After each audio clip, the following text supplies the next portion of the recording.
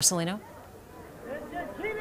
You are just arriving. Well, guys, we were just at the Wortham Center maybe an hour ago. Now we're on the other side of downtown, and in this convention center, there's a lot of activity. It hasn't stopped for the last 2 days.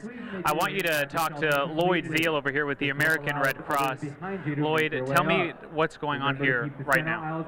Right now, we're getting people comfortable to settle down for the night. It's been a long night of people in lines and filling out some papers and getting their belongings into a place where they can start to settle and kind of spread out and relax.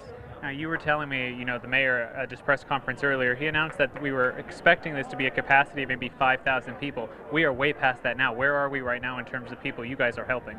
Right here, we're at about 7,000 people. We've changed the way in which we're sheltering, and that means sometimes moving some things closer together, and some folks will have some chairs for a while instead of a cot. But we're trying to make them as comfortable as we can. When we move into an evacuation like this is, that people are still trying to escape from their homes, they just need to get in underneath the roof and get someplace where they can be safe. No one is being turned away at this point, correct? No one's being turned away. We are looking for other options to be able to start to relocate some people, and we're identifying those down here as well. Do you continue to see people walk through these doors? I mean, we got here maybe 20 minutes ago, and I continue to see people flocking in even at this late hour. Yeah, absolutely. They still walk in. No, everyone's experience of this storm is different, so they're going to come here when they feel that they need to have some extra help, and the Red Cross and our community partners, the city and the mayor here, are going to make sure that that happens. The Red Cross is there on the front lines during any tragedy, natural disaster. How would you describe what you're witnessing going on now, the scale of this natural disaster and what we are continuing to go through, this storm not over yet?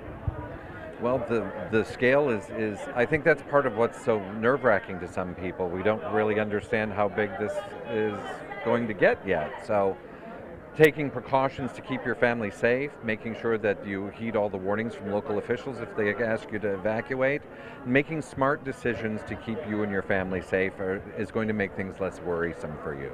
All right, we appreciate it, Lloyd. Thank you. Thank you for what the American Red Cross does. So guys, I want to give you a quick tour as to what's going on here. When people get to the George R. Brown Convention Center, they walk in through those doors. If you're coming here, if you have family that's trying to evacuate, you have to come in through door E. You can see Houston police officers will check them in. They'll make sure there are no weapons, nothing like that, and they'll allow everyone that needs shelter to come in. Once they're checked in, they go to the American Red Cross tables, which are just behind Derek, but we'll show you, as we were just talking about with the American Red Cross, people are still coming in. They do not stop coming in, and this has been going on now for 48 hours since those really heavy rains started Saturday night. Once they check in, they're able to go right through there. Inside there, we're not allowed there with our cameras, but they have food. They're able to go through toiletries, clothes, and get whatever they need. A lot of people, if we turn the camera around, Derek, you can see children. They're coming in wet. They're getting towels, clothes put on them right away, and they still have smiles on their faces. And that's what I've been seeing all day, wherever we go. Despite people going through unimaginable tragedy, leaving their homes, have nothing but what they have on their back, the kids, their parents, they still manage to smile, and they're grateful for every opportunity they get to be dry, every opportunity they get to be safe. So all these people that continue to flock in will come to this shelter. As you heard the American Red Cross say, they'll have a place to sleep, whether it be a cot or space on the floor. This is a tragedy and a scale, a natural disaster that the American Red Cross hasn't quite seen here in the Houston area before. They were expecting this earlier today, just hours ago. Mayor Turner told us that this shelter would sort of cap off at 5,000 people. A couple hours later, since that press conference, we are now up to 7,000 people, and that number, unfortunately, will continue to go up. Guys?